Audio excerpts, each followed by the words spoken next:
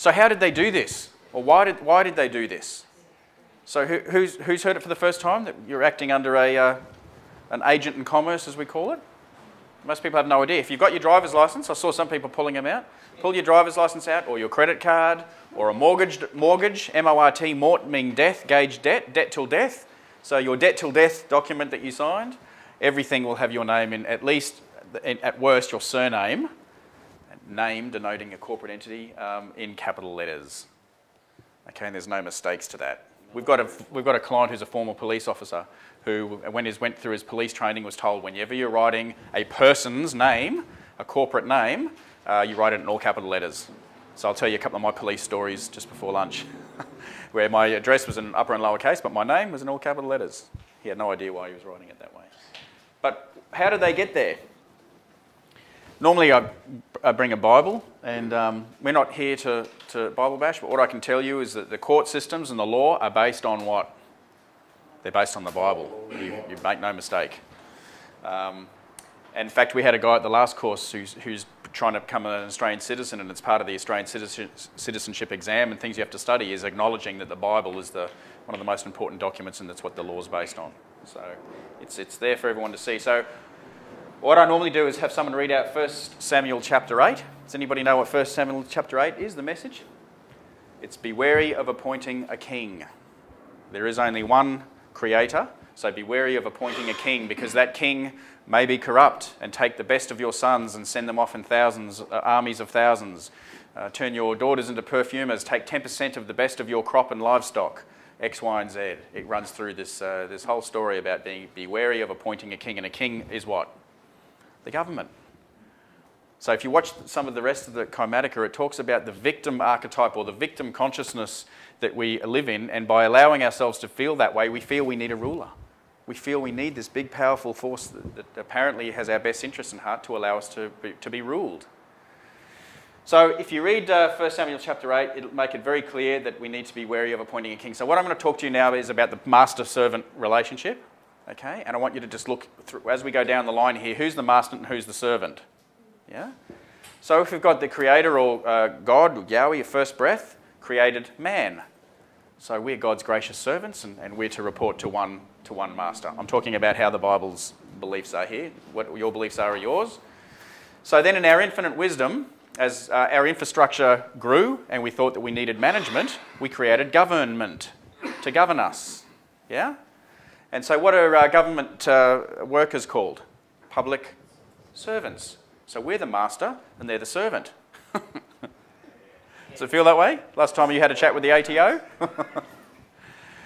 Now when they realised then, of course, that they are our servants, the powers that be didn't like that, because they want to have what they call jurisdiction or power over us.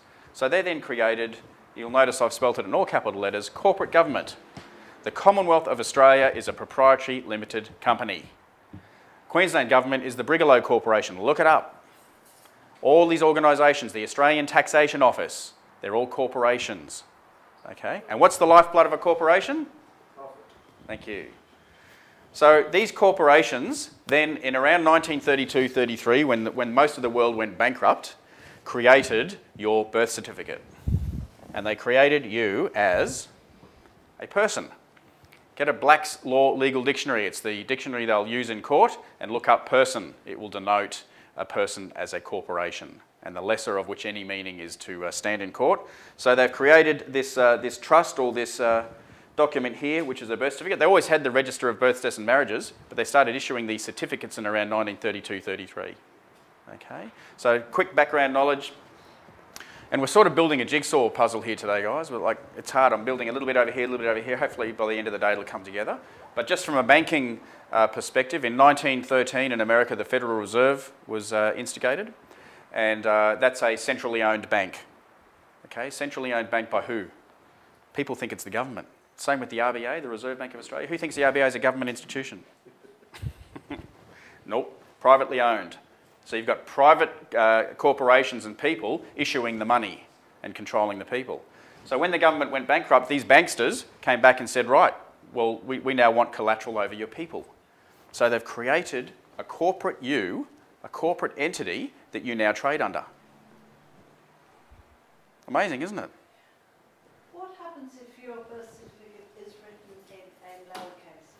Some of them are in upper and lower case, but in italics.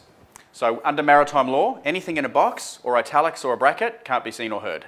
Still fiction. Is this in a box? Is anything in maritime law admissible that's in a box admissible? What do you stand in to bear witness when you enter a courtroom? Witness box. You can't be seen or heard. If the name's written in lowercase, it's actually the common law title, and the common law title is the name, or not the name, the title that's gifted to the parents, or gifted by the parents to the child, I should say. So there's a common law title on the document, and there's a family name on the document, and in our minds we associate them. But they're not the same. They're very different. And you continually enjoy what they call joinder yourself to this corporate entity, and every time you do that, you relinquish your rights, your unalienable rights as a being. So they've created this person down here that's now been traded.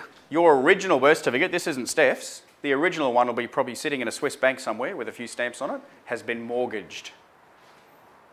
There's what they call an exemption account, or an offset account that's been set with your bond or your trust deed here. Who thinks they're running around as a trust or a corporation? What do you need to open a bank account? What do you need for your passport? What do you need to do anything? Get your driver's license or anything? They want to see this corporate entity. Sounds far-fetched? I thought it was far-fetched the first time I heard it, but actually it resonated as true as truth with me. It just started sinking in really big time for me. So they've then created this corporate person and given you a tax file number, just like they give an ABN number to any other corporation, or a birth certificate number or a social security number, which is up here, or a warehouse receipt, your state chattel, owned by the state. Remember what a certificate is? Now, this document's it's beautiful. They don't hide any of this, guys. They put it up for you to see what you've done. My birth certificate, I'm 43, Steph's 30, so I'm sort of the next generation on. They've got father's occupation only, whereas Steph's got mother's and father's occupation. Because what's happened is, of course, as debt got bigger and taxes, they wanted to tax both the population, not just men. Women then went out to work. But why do they ask for the father's occupation? Yeah, know how much you're worth. If your dad's a doctor, it's a good chance you might be. If he's a coal miner, it's a good chance you might be. They need to know what they're going to mortgage this document for. It's fascinating, isn't it? Now, what about the informant? Doesn't informant denote some sort of passing on of information of a crime? What's the informant? This whole document is fiction. It's all in a box. Can't be seen or heard. So we're going to go through now the public and private side of things, which is fiction and substance. Isn't it incredible? We're all running around in this fictional world, signing up. Go and try and open a bank account and tell them to spell your name in lowercase. You've been created as a nom de guerre dead person. That's actually not a birth certificate. It turns into a death certificate. Under trust law, in 45 days, it goes off to probate. You're actually running around as a nom de guerre dead person. How many rights does a dead person have? How many rights, what about a corporation? Isn't that what corporation stands for? C-O-R-P, dead? It's a dead man speaking. That's what corporation stands for. Does that mean I can claim insurance for being dead? For being dead? Yeah. Well, you're running around telling everyone you're dead every time you sign something under that entity. You can't pay tax, though. You don't pay tax, your corporation does. So we'll run through that. You can't be taxed. The Bible says you can't be, and you can't be put in servitude or usury. So you don't, but your corporation does.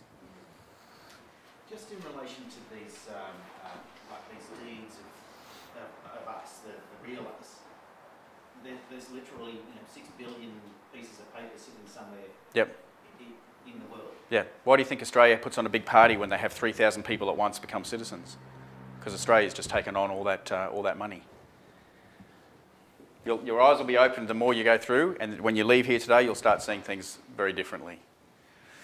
So there's a very public and a very private side to the way we exist. Okay, the public side is all about fiction. They've created this big smoke and mirrors persona or person. Okay, whereas on the other side, are we not men and women? Are we dead? Are we nom de guerre dead people in corporations, or are we men and women? So when they write your name in capital letters, okay, we'll show you now how to write your name in what's called quantum English or truth language. So rather than writing your name John James Doe, you'd write it John hyphen James, sorry, not hyphen, full colon John hyphen James full colon Doe. Full colon, if you look in an international styles or any styles manual, denotes a prepositional phrase. Okay, so you're actually noticing people that you are a noun. You are something of substance by writing your name that way. I see a lot of people even writing to us and in their emails and they're writing their name this way. They don't even know why. Don't use information if you don't know why you're doing it. So you can watch David Wynne-Miller's stuff, but please start denoting yourself as a noun or a factual being in future. Who thinks they're a citizen or a resident or a ratepayer? All of those are public words. They're public entities with corporate ramifications, or a licensee or an employee. How many of you are running around and joining yourself to these entities? Are we not sovereign sentient beings? Sovereign meaning of the land. Sentient means flesh and blood, spirit-filled beings. Are we not? We're not nom-de-guerre dead people. How we trade is through what we call is your agent in commerce or your birth certificate. That's the window between the two worlds that you are always signing off on. Look at the documents when you go and get your driver's license. You will be relinquishing your rights by identifying yourself as this entity. So whether you're doing it with knowledge or without knowledge is up to you from now on. Under the public side, we operate, as you just saw, under Admiralty or maritime law, which was the law of the sea. And it was all about trade, wasn't it? And then they very wittingly worked out that that's how they could trade us. So you've got to remember, the whole civilised world was Europe, wasn't it, until 300 years ago? They didn't really know about America or Australia. And from there, the whole colonisation of the world revolved around trade and ownership and money. What about just the taxes? Building permit tax, cigarette tax, corporate income tax, GST, fishing licence tax. Fishing licence tax. I was fishing with my 9-year-old daughter a couple of years ago at Mullumbimby, and someone came running up to me and said, "Mate, you got your licence?" I said, "My driver's licence." "Yeah, no, your fishing licence." "So I'm just catching a fish with my daughter." "You need a fishing licence. You need a licence to catch one fish to put on the barbecue." Come on. Food licence tax, fuel permit tax, petrol, diesel tax, hunting licence tax, inheritance tax, that's a good one, inventory tax, payroll tax, liquor tax, luxury tax, marriage licence tax, property tax, service charges as tax, capital gains tax. So philanthropic. Road usage tax, vehicle licence registration tax, tax. Still think it's funny? Not one of these taxes existed 100 years ago. Does a wallaby need a licence to cross the road to eat the gum leaves on the other side? Why do we need one to visit our loved ones on the other side of the city? Do you know that it says in the Constitution that you have the right to travel from property to property unhindered? You do, as a sovereign sentient being. That's a ruling in the High Court. And the High Court said that the Australian Constitution must be upheld at all times. Otherwise it's treason. Look at all these taxes, look at all these laws. I'd love to go into court one day and say, Your Honour, before we get started, could I just ask you 3 questions? I just want to test you on 3 laws. What does it say under the Crimes Act, section 47, subsection B? Oh, you don't know? Okay, what about this one? Just read 3 of them out. And when they don't know, ask them, why is it conscionable then, or why is it appropriate that we're expected to run around and understand 7 million laws and statutes? Are they not unrevealed? How are you supposed to know that? What are they designed to do? Yeah. It's absolutely crazy. All of this is based on an adversarial or war footing. Conquering and taking for power. The mandate of the colonisation policies was take by force. And if the savages resist, do what? Yeah. Who's heard of Mark McMurtry? Yeah? Not many?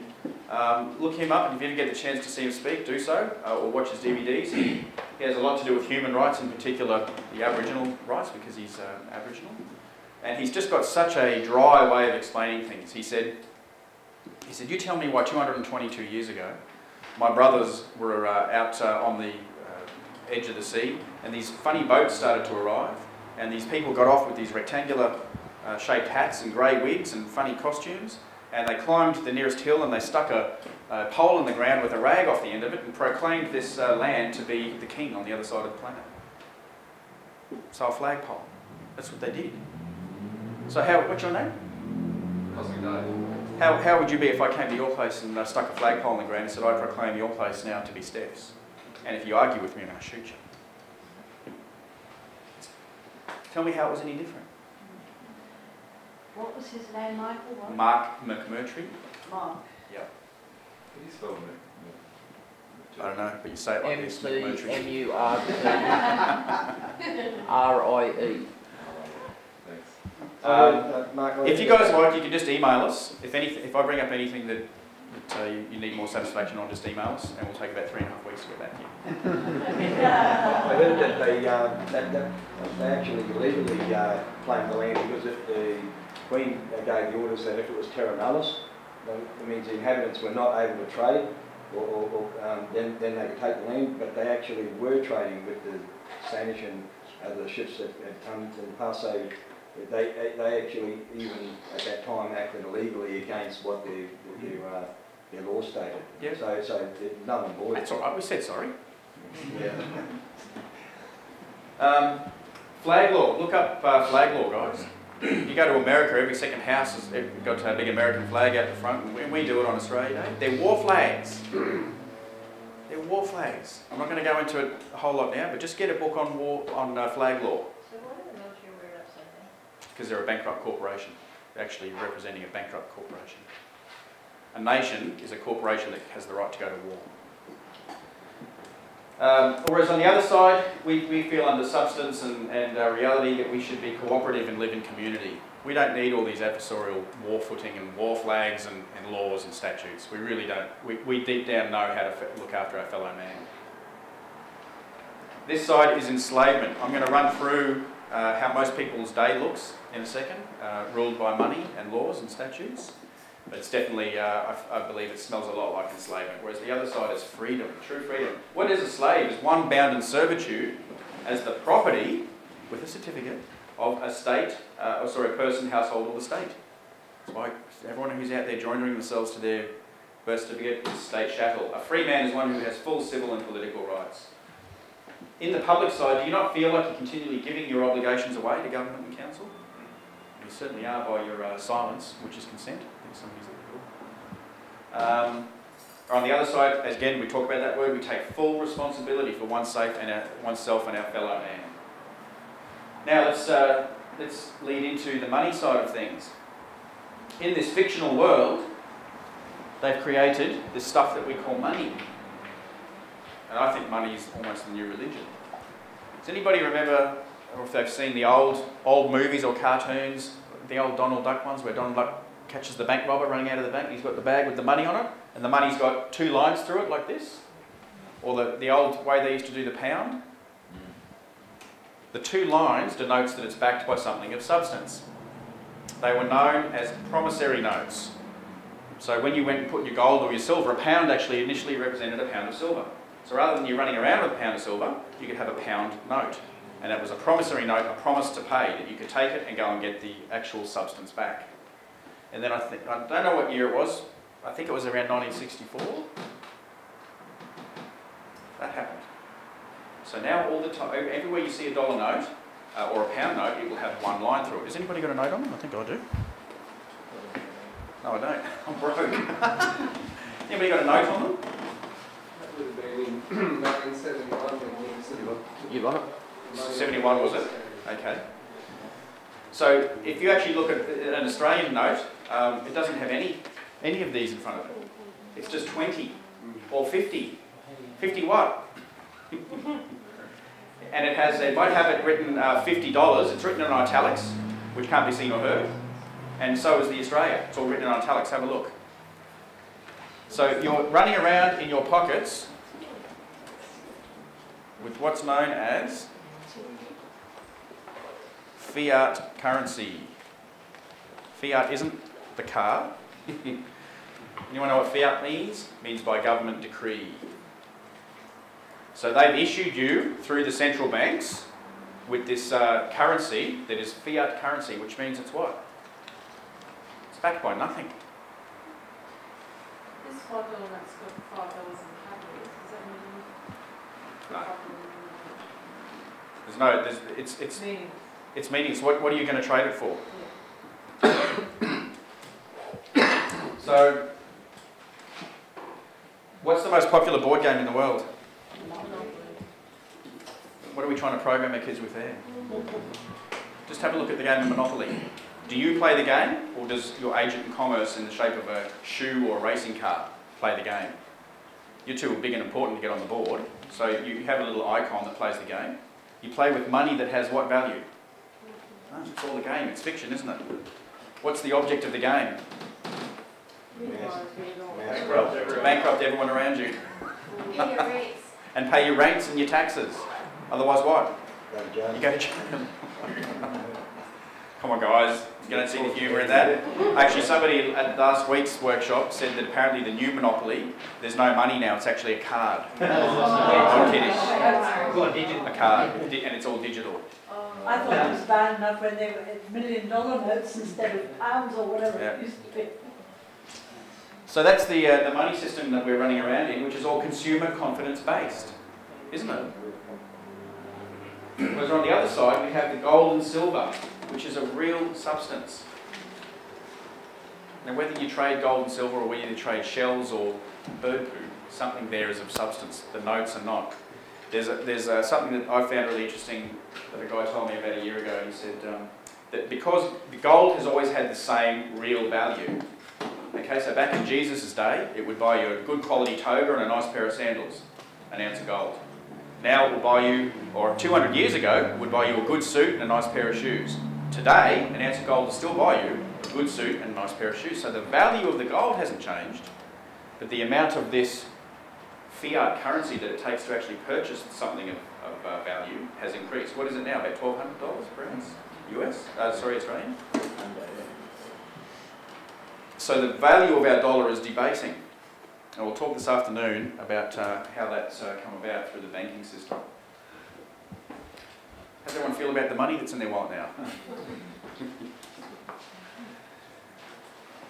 Okay, on the public side we have governments, government organisations with either you being with the tax file number or your ABN, or it used to be your Australian company number. I think you still have an Australian company number now, an ABN is what you trade through, or your social security number, and they've not mostly been 9 digits until the ABNs came in. Now they've added a couple of digits in front, but they're all 9 digits.